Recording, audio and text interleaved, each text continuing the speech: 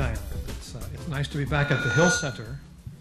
I was actually here about 2 months ago and looking up at the Foghorn String Band as they did their great bluegrass and old-time fiddle music. But it's a pleasure to be on the other side of the footlights tonight to talk with John F. Ross. John's a former editor at American Heritage Magazine. One of whose other books is about Rogers Rangers, a paramilitary group that did great things in the French and Indian War. Tonight we'll be talking about John's new book, Enduring Courage, and in my little talk I'd written a biography of Eddie Rickenbacker, but John points out that it isn't quite that. Maybe we'll talk a little bit later about how it differs from a classical biography. I think the really odd thing about Eddie Rickenbacker, something Diana mentioned, is that he was both a star race car driver and a World War I flying ace. It's almost as if Michael Jordan, say, had been not only a titan of pro basketball, but also a Hall of Fame baseball player. And in fact, you know, Michael Jordan did actually try his hand at baseball after he quit playing basketball and didn't do too well. Whereas Eddie Rickenbacker, I think, was arguably a better pilot than he was a race car driver. Eddie's dual careers, though, make more sense when you realize that he grew up just shortly after the automobile and the plane were both invented within a few years of each other. And it's kind of amazing to think of that happening, but that's exactly the way it was. And I think that probably is a good place to start, John, if you would. Set the stage for us about this era when these incredible inventions came along and how they shaped Eddie Rickenbacker's life. Thanks, Janice, and I'm just really tickled to be in conversation with you. Thank you. That was one thing that really attracted me to Eddie Rickenbacker in the first place, this fellow who was right at this moment.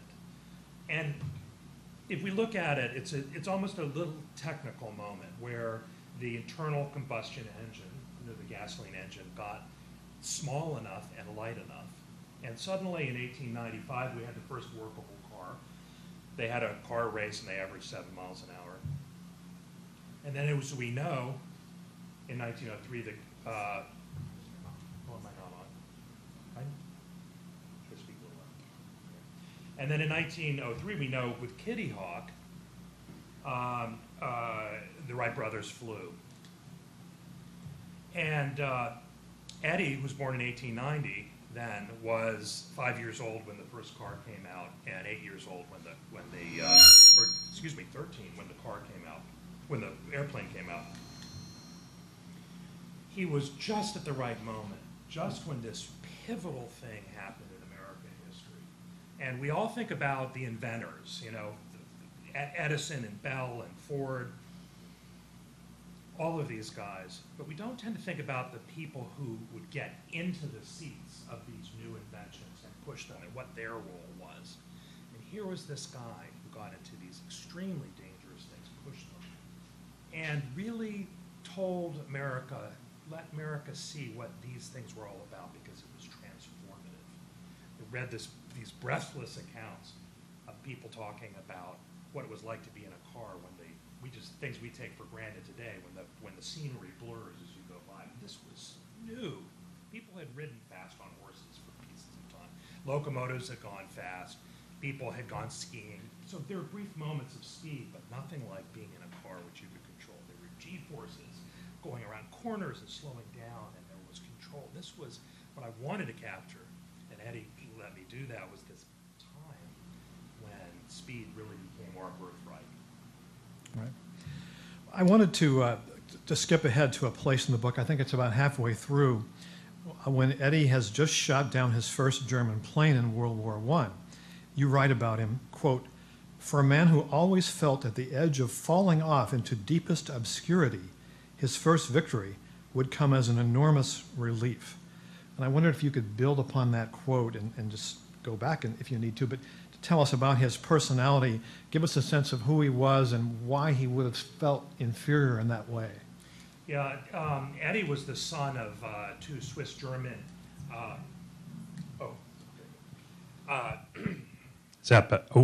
That's better. Okay, good. That's something was a little wrong. Eddie was the son of Swiss-German immigrants, and his father was not having a good time with the American dream. It happened. Living in Columbus, Ohio. Living in Columbus, Ohio, and he had taken different jobs, and he finally ended up in a situation as a laborer when he got into an altercation that he provoked with an African-American man.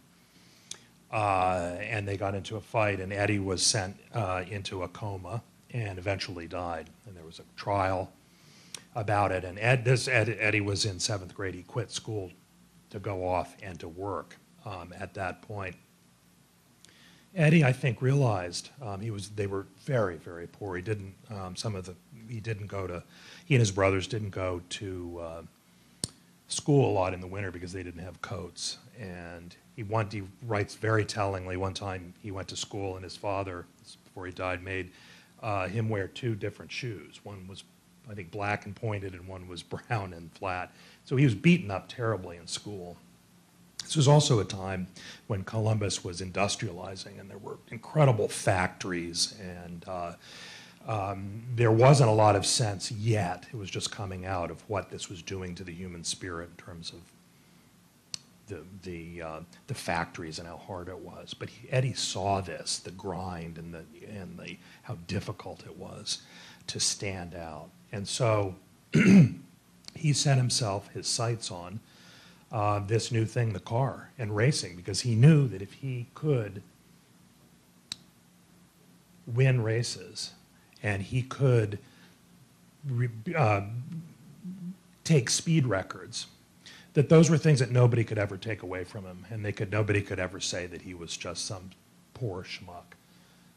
So he was always one step ahead of anonymity, and that scared him and it motivated him. And I think as I got into this book, I really came to understand what was really motivating this guy.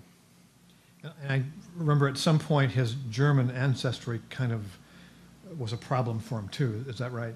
Huge thing. And when he was on the race car circuit, and again, he was a nobody, so a newspaper guy had fun and made up this great story about how he was a baron from Germany who would come over and, and raced and all like this. And well, it caught up to him when the world suddenly was convulsed in war. And of course, we were fighting against the Germans. We hadn't gone to war yet.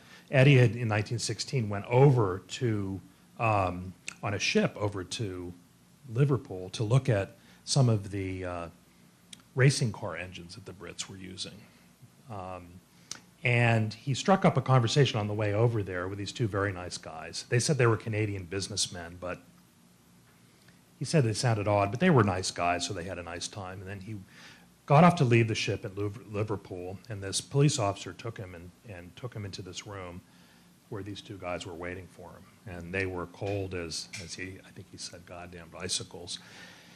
They accused him of being a spy. They were not Canadian businessmen. They were Scotland Yard officers, and they threw him down, and they ripped off his shirt, and they rubbed his chest with lemon juice to see if there were any secret messages on it. I mean, this was serious, and they ripped the heels off his heels to see if there were any messages in it. And this was what he kind of had to deal with all along, and people spied on him. Then the Scotland Yard sent the files over to the Americans, and even when he was in American service, even when he had become an ace, 5 kills, there was still a guy who was spying on all his letters, all his conversations, still, even though he was an ace. It's a remarkable story. Well, let's talk a little bit more about his career as a race car driver. Just give us a sense of what the sport was like when he entered it and why he became so good at it.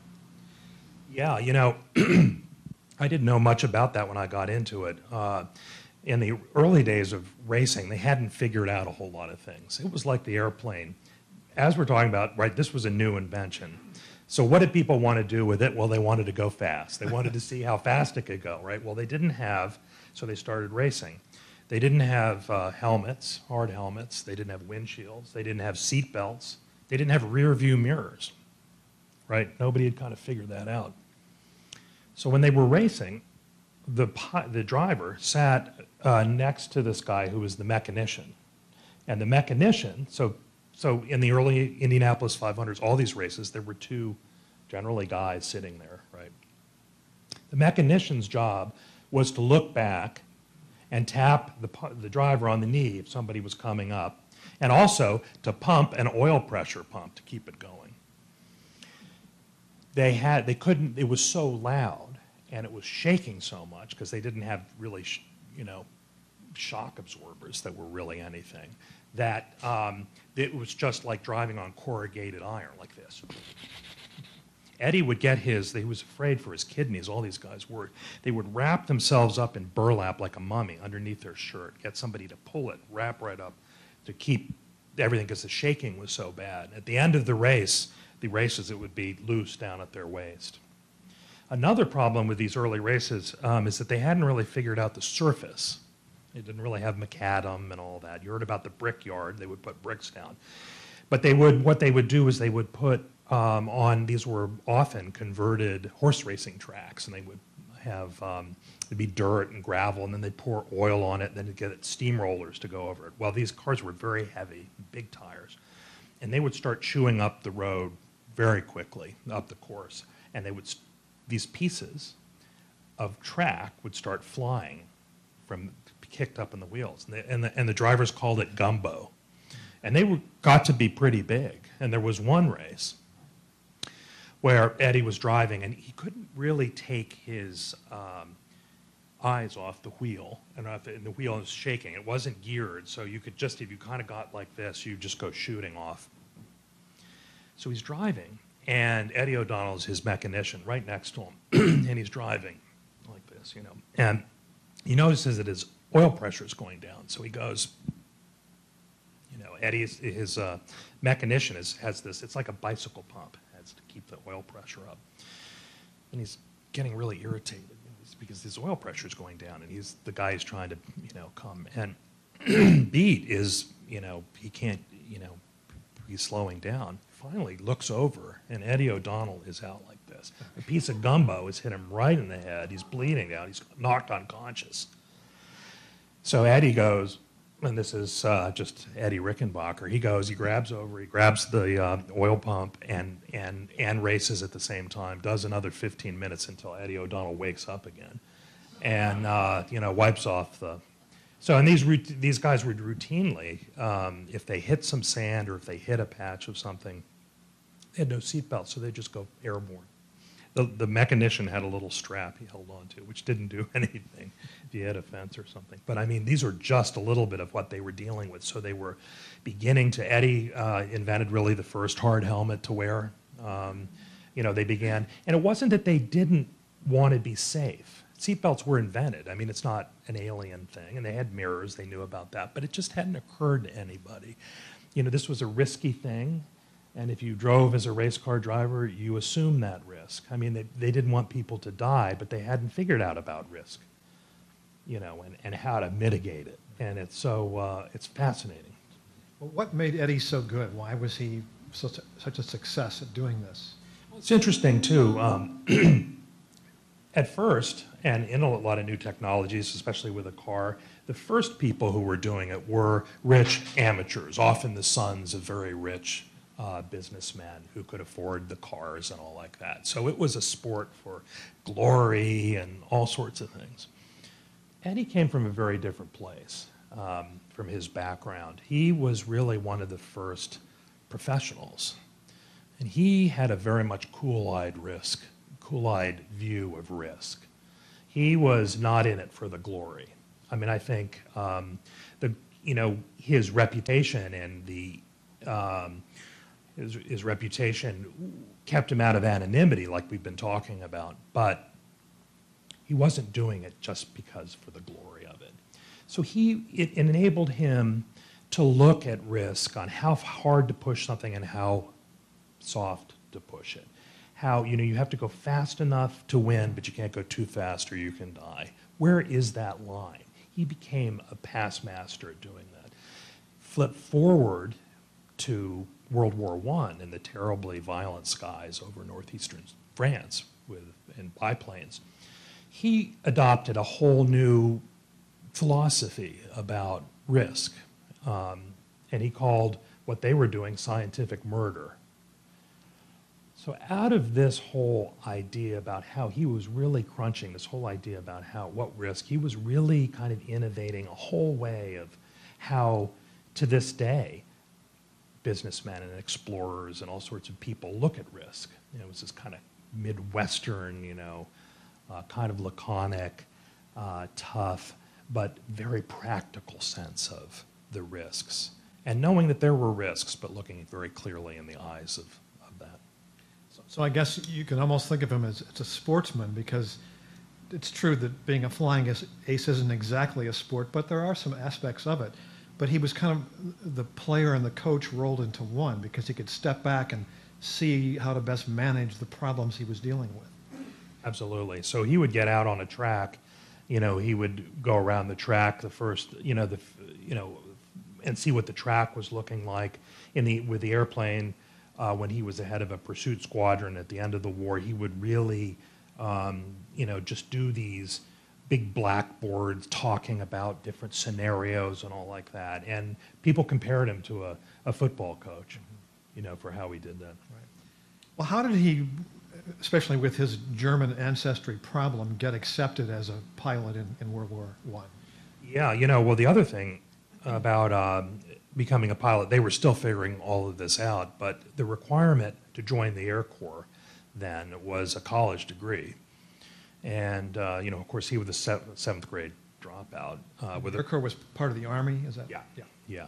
So the Air Force was not there. And yet. And so he had gone to, in 1916, and he was the number 3 race car driver, making a lot of money, had quite a name. And he got the idea, as we were about to go into war, that he would gather who would be better to be some of the earliest flyers than the top guys on the race car circuit. So he went to Washington and he talked to the head, General Squire, of the Air Corps, and said, well, I've got this great idea. Here's a list of my buddies, we want to start a new air service, and these guys are pilots, it would be great. And they laughed in his face because he was rough around the edges. He wasn't officer material. He wasn't, and they said, well, so what if you know about engines? And so what if you know about danger and speed? That doesn't matter. It's about being an officer. That's what matters. That's how little people knew about that then. So flip forward, he actually got himself over to France by being a chauffeur. Here's this great race car driver. So for Pershing and the American Expeditionary Force, going over in 1917, he became a driver. And that's how he got in. And finally, he was driving for Billy Mitchell, who was a guy who was over there looking to develop the first airfield and to do all that. And Billy Mitchell liked him so much that put him in charge of, as the chief engineer of this new field at Issoudun. And Eddie said, well, yeah, I'll do that if you let me fly. And Billy Mitchell said, okay. And the rest is history. Right. Well, I think all of us at least have some vague sense of this whole business of aces in the sky, if only from Snoopy and Peanuts. But I wonder if you could tell us a little more realistically what it was really about and what it was like to do that. Yeah. Again, so we came into the war in 1917. Of course, the war had been going on since 1914. And the German air flyers headed by the Red Baron and their famous flying circus, these brightly colored planes, had innovated incredible things. All of the air flying tactics that are used today, with one exception, something you can do with a jet engine, were invented in three and a half years in this incredible time. So we came in fairly late in the game. The Allies, our allies, England and France, were on the ropes. Germany wasn't in much better shape, but it was looking like the Germans were going to roll to victory. We came in at the last minute. We had a very steep learning curve. We didn't have any airplanes. We couldn't build airplanes in time, so we had to buy French ones. And the French gave us these okay airplanes, but they had a big flaw in them. And the flaw was when you were in a steep dive in a dogfight, at the worst possible moment and pull up, the fabric on the edge of your wing would let go, and you'd go into a terrible thing. So if you imagine what it was like in these airplanes, they're really not, they're about 700 pounds. They're very light. They're made of wood with cloth over it and then doped, shellacked with to make it all tight and hold together. This incredibly flammable material. So these things were pyres waiting to, there's this incredible story. I found a letter from Quentin Roosevelt. Quentin Roosevelt was Teddy Roosevelt's youngest son. He was taking off, and a piece of rock came up and busted his wooden propeller, which punctured his gas tank, and the plane caught on fire. And in the 30 seconds, he was just coming up to bring it down, and he jumped out of the plane. His shoes and his pants were on fire. The plane had just, So what also these guys were dealing with was what happens when I'm 3 miles above the earth and my plane catches fire, which it did. And the really thing to remember is, and this is another crazy thing, and this is again chalked up to this technology was so new. Well, the headquarters had decided that even though parachutes were invented, that for the pilots to wear parachutes, it would be deemed defeatist. So that if they got into a hint of trouble, they'd just bail out of their plane. So these headquarter guys, who of course had never flown themselves, were sending these young boys up, 21, 22, and 23, without parachutes. And when you're up there and either your engine catches fire, which frequently did, or you got shot, and everything was, what did you do? Well, and I found these, these hints of these conversations that these young guys had. They tried to work it out ahead of time. What were you going to do? Because it would happen so quickly. You could burn up in 2 or 3 minutes, and you're still way up there. Some guys said, I'm going to jump. I'm just going to take my life into my fate. And other people said, no, I'm going to try to ride it down and risk burning to death. But a lot of guys took up their service revolver. And unfortunately, that's how a lot of our guys, and the other side too, lost their lives. It was only till right after the war did everybody kind of get smart and figure out that parachutes, that it was very valuable, that these guys had been very brave. Just going up into these machines were very brave. You've got to remember too that these were open cockpits, right? So it got super cold. And the pressure, the altitude. And the altitude, at 10,000 feet today, the FAA says you have to have supplemental oxygen. It's just this law. Well, these guys were gallivanting up at 17,000, 18,000 feet. Lack of oxygen, you get tunneled vision. And you begin to understand that some of the dogfights up there, these guys were incredibly stressed. Sometimes they were young, they were drinking a lot of Bordeaux wine, from the day before, their judgment was impaired, it's just a crazy, and these new terms came up, this dogfight, and dogfight is so visceral, you think about a dogfight, what happens in a dogfight? It's just this snarling, crazy, fur-flying, and it fits what a biplane flight was like in the sky, when things were just so disorienting and tracers were shooting everywhere and you were just feeling nauseous all the time and you didn't know where you were, but that you were, potentially going to die or rip your wing off. So it was an incredibly stressful environment. I don't guess there are any films that are any contemporary films of this that show it to much effect, are there? Or? No, they at the end, they actually, and Eddie was a part of this, they had captured a German Hanover plane, and so they did a little for a filmmaker. This was just getting started. They did some kind of, things and pretended they were, but we really got to get to their writings to really piece together, and reading just hundreds and hundreds of these journals and letters home, you began to really piece together what that experience was. Well, tell us a little bit about the Red Baron, if you would. He's this obviously romantic, colorful figure, and maybe just compare and contrast him a bit with Eddie. Yeah. So you have, it's very interesting, you know, this was the first time that America was really stepping up on the international stage in a big way in World War I. And so, and these air nights, I mean, they were kind of, you know, nobody really knew what they were doing up there and how brutal it was. But up there, it seemed like they were detached from the mud and the barbed wire and the awful industrial strength, you know, death on the ground. So Eddie and these guys and the Americans were our new, you know, they were the ones who got all this press, and it was them against the old world, you know. And the Red Baron was one of those guys. He was of noble birth, and he hunted as a child and lived on grand estates. And so he came as a real predator, as a real hunter, and that was his thing. And so you begin to see this contrast between the old school way of kind of thinking about, you know, these very, very rich and cultured and noble birth guys who were, you know, used to the privilege of that. And then these new American guys stepping in, Eddie, and then some of his friends who were of a whole new order of things. And it's very interesting to see how that developed.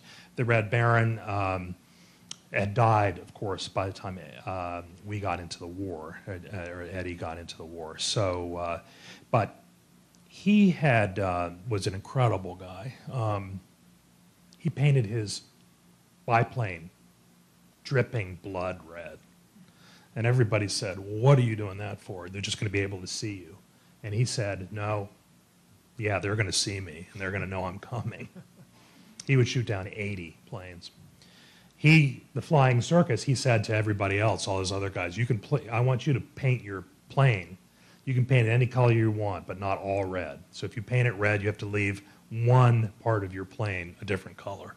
So these guys all did that. And so as we're, you know, what's happened, the Red Baron has started. I mean, when the planes went up and when the first Germans saw the first French or British flying by, they would wave at each other at the beginning of the war. Then they started carrying up little darts that they would drop on, you know, horses or other troops. They would start bringing up pistols. The engines weren't powerful enough yet to bring up machine guns. But in a little bit they did. So they would bring machine guns up, but they kept shooting off their propellers. That was a real problem. That was very bad, as you can imagine. Then they figured out, and this was a German invention, really, to shoot through an interrupter gear. So you could shoot actually directly through your propeller, but there was a gearing mechanism, so it would, you know, it wouldn't let you shoot your bullets to shoot it off, and that changed the whole complexion of warfare. So, you know, and the development of formation warfare, and it's just fascinating on how fast it went. Well, the war ended and Eddie did some other things, but he had a big event in World War II, and I thought we should talk a little bit about that. There's a great phrase that I love from your account of his ordeal in World War II. You say that while drifting in the Pacific, he taught a master's class in extreme survival.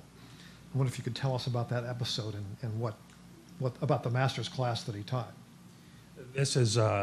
you know, you just think you get through World War I and car racing, and that's kind of the end of the story. But his life just so. We flash forward. He has basically founded Eastern Airlines. He's developed his own car, the Rickenbacker car, all sorts of other things. World War II comes around. He's in his early 50s. They want him back in uniform, but he says, no. I want to be a civilian. You give me $1 a year, and I'm going to go around, and I'll be the face of you know, the army, and he talked to troops, and he gave war bond rallies, and he kind of, you know, he was a real patriot. So in the South Pacific, our troops were commanded by Douglas MacArthur, and Douglas MacArthur was quite a character, as you probably know, and he didn't really like the president, FDR, a whole lot. I think he was going to run against, he would have wanted to run against him, and often shot his mouth off quite a lot. Got to the point where the president really needed somebody to go down there and kind of tell MacArthur just to, kind of cool it a little bit. But who could he send that could, could handle MacArthur? Well, a fellow Medal of Honor winner, crusty Eddie Rickenbacker, could certainly handle it. So Eddie flew down out of Pearl Harbor, down to the South Pacific. It's a long flight. They had just begun to do this in a B-17D with 7 other guys, all in uniform. And they, for a number of reasons, missed their little refueling stop, which was this tiny island, Canton Island. And they were reduced to running these big squares to try to see where they could land, and they ran out of gas and they had to go into the ocean. They all survived the crash, and they were all on 3 little, this was 8 guys, on 3 little rafts about the size of a bathtub each, with no food or water. I think the pilot had put 4 oranges in his vest. No food or water in the middle of the Pacific, 2,000 miles from any continental land. There were some islands around, but not that close. And it was very clear that the pilot was in charge. There were a couple people who were in pretty senior military rank, and then there was Eddie, And so who was going to kind of be the leader of this? Well, it was interesting how it kind of played out. Many of them had pitched their clothes, their pants and their shoes, because they thought they were going to be swimming. But that was a big mistake because the sun was so bad. They had no shade. These were open boats.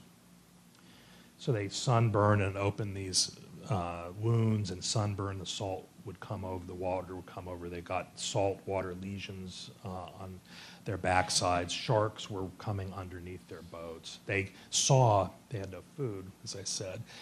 They saw these fish all over there, but they had some fish hooks that somebody had in his wallet or something, but they couldn't get the fish, right? So they talked about, well, we're going to cut off, they were getting desperate, cut off our fingers or our earlobes to fish. And on the 8th day, it's getting bad. Eddie, who happens to have he kept his fedora, this gold battered gray fedora his wife had given him, and was on him, and they were just kind of listlessly sitting there, and he felt this weight on his head. And Eddie knew that a seagull or a tern had landed on his head, and so he reaches up, and all the eyes of all the guys are watching this, and he doesn't know it, but he grabs that thing and he gets it. And they chew on this bird, which tasted like wire, the one guy said, but they took the intestines and they were able to fish with that, and they pulled in some fish and just got over, kind of just was able to get a 2 or 3 or 4 more days into this when they got some rain squalls and they got some water. Still, things were very, very bad. People were in terrible pain. You couldn't move. We were so on top of each other. If you moved, it settled everybody off. And hopelessness began to descend on everybody. Just a terrible thing. They started talking about suicide and dying, and Eddie didn't want to have anything to do with that. One evening, one guy in a boat slipped over the side to commit suicide. And Eddie grabbed him by the arm and then got somebody else, and they got the boats together, and they got him painfully back into the boat. And the next morning, this guy, who had just, wanted to end it, stuck his hand out to Eddie and said, Eddie, I'm sorry. I don't know what I was thinking. And Eddie said, I'm not shaking your hand. And then he just came off in a purple haze of profanity about him being a coward and this and that and blah, blah, blah. Everybody was just shocked. I mean, oh my God, what is this? From that moment on, Eddie took the reins, took charge of this whole situation. And when anybody else started to say anything like, I want to die, or I want a piece of chocolate cake, or started hallucinating, he would jump down their throats and they would start yelling at him and be really awful. He was really mean until all the other guys started talking about how they were going to throw him over the side, what an idiot he was, how they hated him. But the funny thing was, they stopped talking about wanting to die. No more were they. They were all united in this. And even years later, one guy died because he had drunk salt water, but his kidneys failed. But all the others survived, 23 days out there. They all still didn't really like him very much, but they all said that Eddie was the guy who got him through. It was that thing, that focus, that unorthodox solution that he did consciously that saved all of their lives and kept them together. And so that was interesting. I had an option on whether that should be at the end of the book or the beginning of the book. It's a hell of a story, as you can imagine. It's a play within a play. It's here as a writer, I'm thinking, wow, all of Eddie is really revealed. His real true character is revealed right there.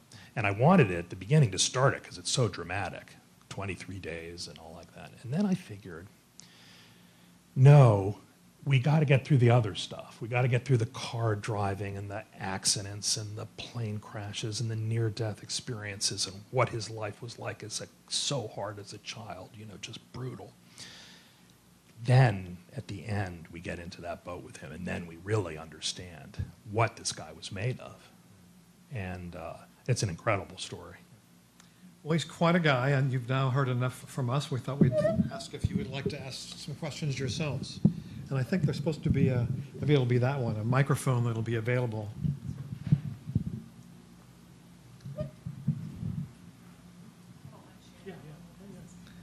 Anyone?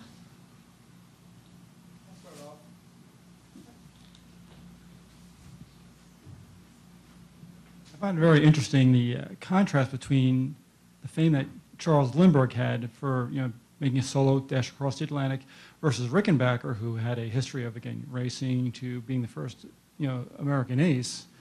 That pop culture, I assume they had something similar to that back then, didn't seem to give him as much notice as Lindbergh.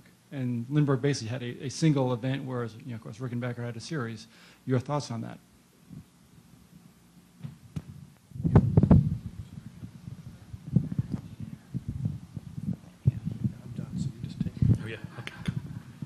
That's a terrific question, and I've thought a lot about that. Why do we know about Lindbergh, and do we know less about? We'll just change chair. Oh, okay, we could do that. This will really fill. I think you did mention one thing that comes to mind on this, which is that Lindbergh was in a time when in the 1920s, when the whole business of popular culture, celebrity culture, the F. Scott Fitzgerald in the Roaring Twenties, the talkie movies came in, and when you certainly did have movie stars before, Charlie Chaplin's and all like that, it was a whole different thing, and he fit into this, that time, this moment. He was very handsome. He was, of course, an upper class kind of guy, so he spoke well. Eddie was rough around the edges. When he was coming back as from World War I, a lot of people wanted to put him up to be president. I mean, he was that popular. I mean, it was like, let's just go right to the top. They brought him back. They put him in front of a crowd of people, put a microphone in front of his face, and in about 20 seconds, nobody ever thought that he was going to be president, because he was just right. So I think a lot of things kind of culturally come into play on that. It was a war, there was killing. Lindbergh didn't, it was this heroic single thing. Eddie was more part of a, this greater thing. I think you mix it with the popular culture, you mix his background. I mean, Lindbergh went to college, and his mother came along with him. That's what happened, moved in, nearby. That was part of, So it was just kind of, a very different thing. So I think that's an interesting question to explore more, Tim. Hi, interesting question. I've got a businessman. I mentioned he got into a Rickenbacker car. He designed a car. It was most notable for having 4 sets of brakes on each wheel, which was very unusual at the time.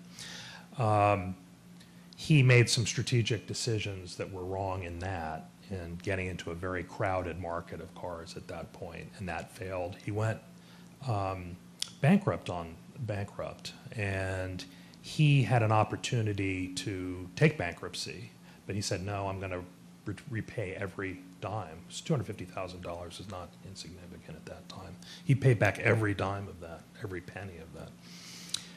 So he was a very ethical guy. his name got him into banks where he went on to buy the Indianapolis 500, and he owned that from 1927 to 1945. He grew more and more savvy until he was quite a businessman. I mean, he was the one who really cobbled together Eastern Airlines from a lot of different small pieces as the airlines were, the first 4 airlines were really beginning to come out. He was very aware of the, what Image did to, he would do cross-country flights and break speed records. That whole idea that when he was a car racer, that a lot of the automobile manufacturers realizing that was the best way to sell cars was to, and it still is, to have great race cars. So he understood those things. He was introduced the shuttle for Eastern Airlines. He was the first to talk with mechanics about a 40-hour week. He was a very paternalistic boss. He knew everybody's business. He was like the big father figure. But he did introduce a lot of interesting innovations. He just kept always realizing that he needed to be one step ahead, and that, finally he did run out of gear. He just couldn't understand why women should be flight attendants, because all the early flight attendants were men. Couldn't understand that. And he really didn't think jets had very much of a future. So, but I mean, if you think of here as this guy, who's 12 before anybody was flying, he, so he ran out of steam on that end, but actually turned into be quite a businessman. Al? He had, I think, pretty conservative politics, right? And didn't like Roosevelt, is that right? And over his policies, could you say something on that? Yeah. Yes, he was he was politically conservative. Though later you would see him railing against, Vietnam, our being in Vietnam. So it was a very kind of, it had a mix of libertarianism. He did not get along with FDR. And this was in a time when everybody was really trying to figure out what the civil air traffic system would be like, and whether it would really be, who would be carrying the mail. And the mail was a big basis of how the civil airline industry started, because they had to carry mail because there weren't a lot of passengers at first. FDR really wanted to kind of keep it as a government kind of thing, keep it within the Army, and Eddie wanted the free market to reign on that. So they came to some kind of, disagreement about that. And in a couple of cases, Eddie was proved right, because the better pilots were not the Army pilots, but were some of the civilian pilots, the barnstormers. So anyway, it's a complicated story, but yes, yeah. And for a moment, we were talking about Lindbergh. Lindbergh, was on America First for a long time, which was keeping America out of World War II. And Eddie, for a little bit of time, was on that too, but he quit pretty soon after he joined it, because he realized that, he had seen all the horrors of World War I and didn't feel that we should go back and do that all over again. That was a pretty terrible thing. Whereas Lindbergh kept on with it for a long time, and there were some notices of his, Nazi sympathies. That's another long story. But, at heart, Eddie was a real nationalist and a real patriot. He came, he was growing up in this time of the 1890s. It was the time when, the Pledge of Allegiance was written. Was it America the Beautiful? A couple of our great nationalistic songs were written. Kind of Memorial Day was beginning to kind of happen. And these things were the bread and butter of these young immigrant sons and daughters who were in school then. So that really shaped them, as we went into a new century.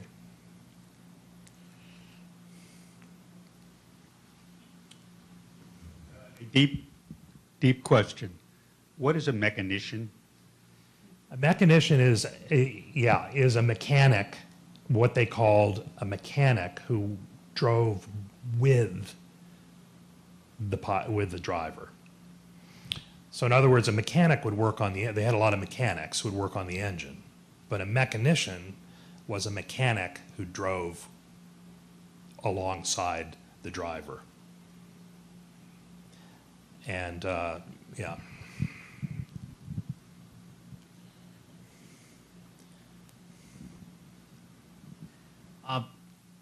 During World War I, what was the relationship between the ground troops, the infantry troops, and the pilots, and how did that change when folks like Rickenbacker came into the mix and as aviation warfare changed?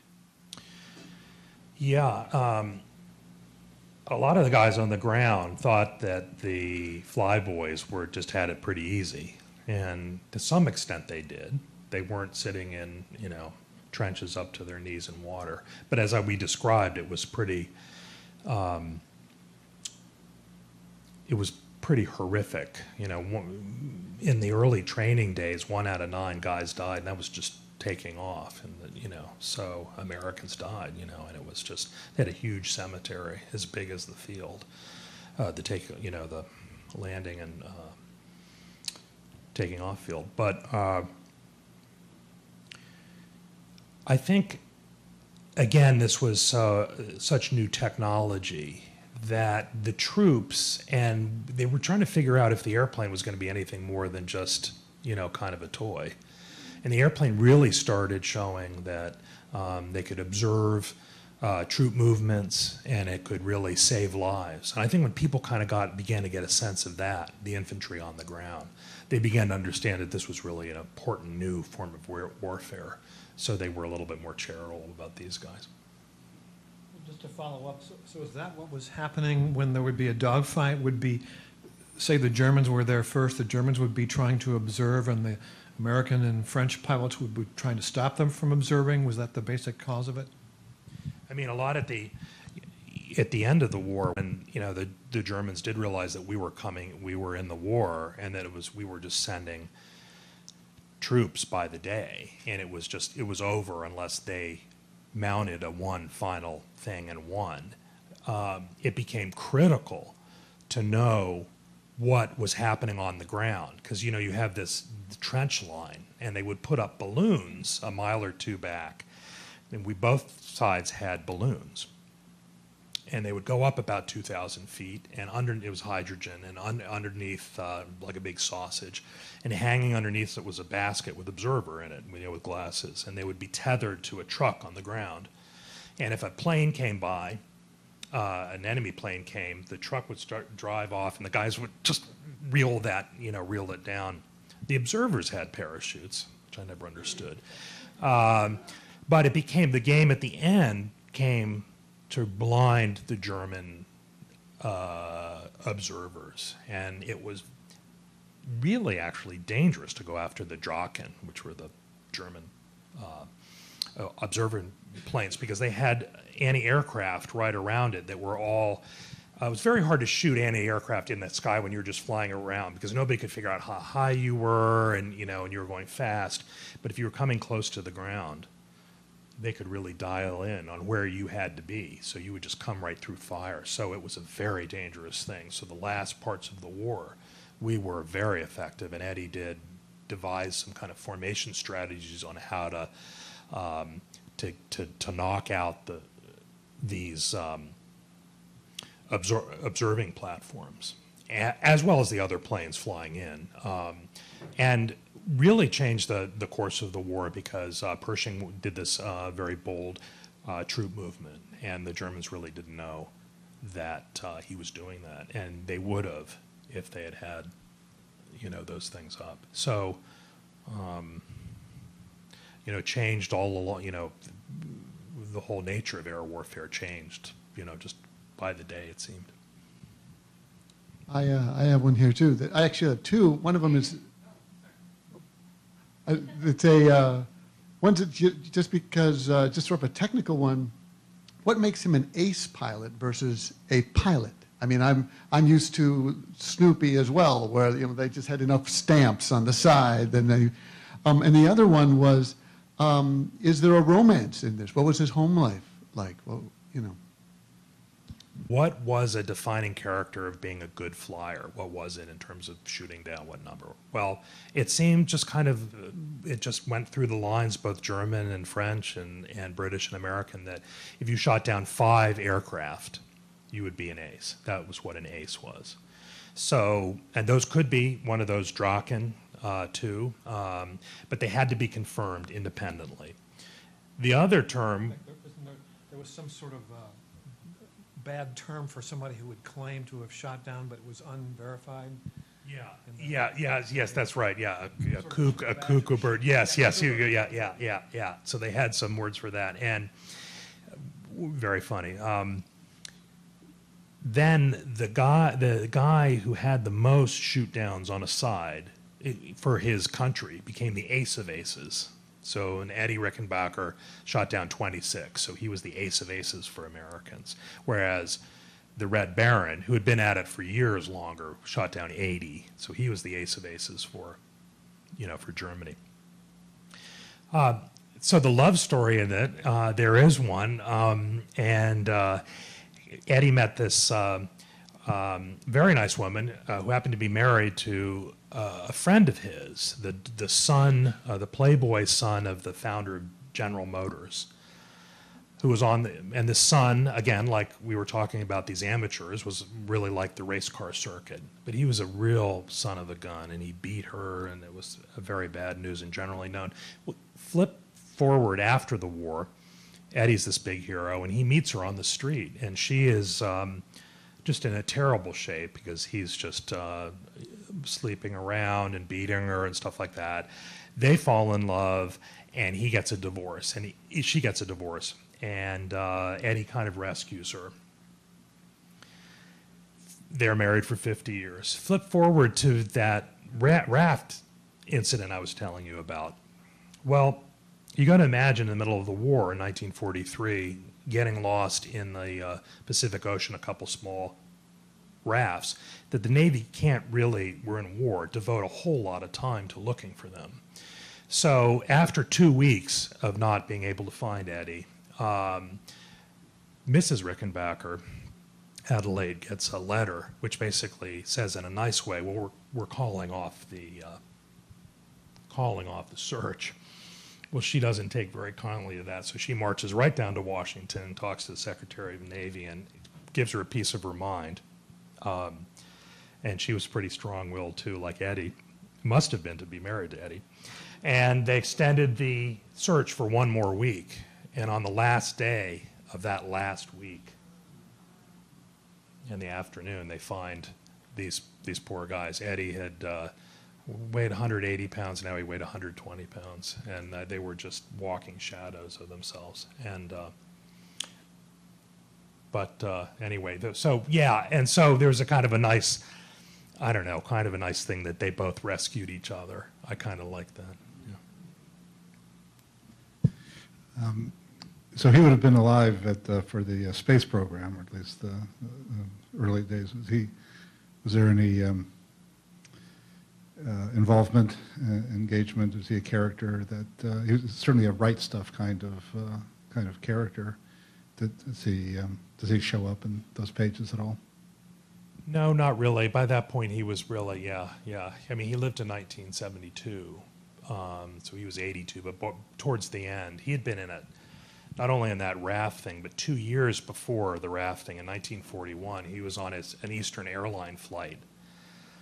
And he was in the back in the honeymoon suite, and he was the chief CEO, and there was a young pup who was flying, and they had a bunch of people, behind sitting, passengers, and they were going down from Washington to Atlanta. And the pilot didn't make an adjustment on their altimeter, and so, long story short, didn't realize that he flew too close on coming in over this mountain and hit a tree. Eddie looked out the window. He was talking to the steward, so he was right in the middle of the plane. Saw that the plane was was beginning to hit a pine tree, and knew that the pilot would then go like this, and the other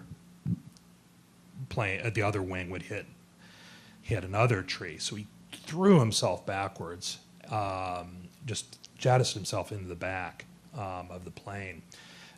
And the plane flipped and hit, and it said it twisted like, you know, what happens with a balloon when you twist a balloon to make a little dog or something, you know. Broke the airplane right in half, right where Eddie had been sitting. And the steward who had been there, who didn't throw himself back, died. Eddie found himself in this dark, raining situation in a mountainside where he couldn't move. He was up against this bulwark, and he couldn't move, and things were broken, and he was drenched in petrol fuel. Few people in the back had been thrown out and were talking about lighting a match to get a fire going. He goes, no. So Eddie is just, it's just painful, and he can't, you know, so he just is really, you know, he's strange, he's sucking his breath, cracks a rib. He finally goes like this, and he didn't realize that there was this piece of metal that was sticking right above his eye, and it cut his ocular muscles, and his eye is hanging down on his cheek. So the next morning, you know, the people come in, the rescue people come in, and they don't attend him right away because they think he's dead. Finally, you know, he just is kind of groaning there, and they get him out, and it's this long saga, and of course this becomes national. I mean, this is Eddie Rickenbacker, who again has come close to death. But, you know, he never really walks right after that. So interesting. He said, you know, I've come closer to death than anybody. And you read my book and you kind of get that idea. And he said, I got to know it so that I knew there was this moment when it was just so easy to let go. It wasn't like there was music over here, but there was something easy. All you had to do was just let go. Just let go. And he said, but something always kicked into him and said, no, damn it, not. And he would clobber and you know, just these terrible accounts of him ripping down his oxygen mask and, you know, and just taking things out of his arms. I mean, he was this kind of fighter. I mean, I guess that's what this book came down to me too. You know, this is a book about the time and about speed. But what I really got involved with was, okay, here's this guy from Columbus, Ohio, this little street urchin, nobody from nobody, right? How did he do this? Who was he that he could keep in the face of people throwing him down and convincing him of being a spy or laughing in his face? How, you know, telling him he wasn't worth anything. He kept getting back up and doing it again. And this is what this book is about. Why I named it Enduring Courage is because what is that quality about getting back up and doing it again, about sticking there and staying with it? And I think that's what really grabbed me about this character ultimately. That was the question I really wanted to wrestle with, and I hope I get close to that in this book. One more thing is that he really, listening to you, not having read the book yet, is he's very much like Rogers, it seems. Yes, yes, David is referring to my last book about Robert Rogers, who was a French and Indian colonial American figure. And I guess I am drawn to these people at very innovative, at very explosive times where there are a lot of changes going on in American history, and these people who become part of these changes, and what are they made of? And yes, indeed, yeah, and kind of thing, you know, what was it? And what is the quality of us as human beings who can persevere and can make things happen when it just doesn't seem like there's any chance it can. Well, maybe on that note, we should wrap things up, although we're going to be having some books for sale. Is it going to be here or right outside? And David will sign them. And thank you all for coming.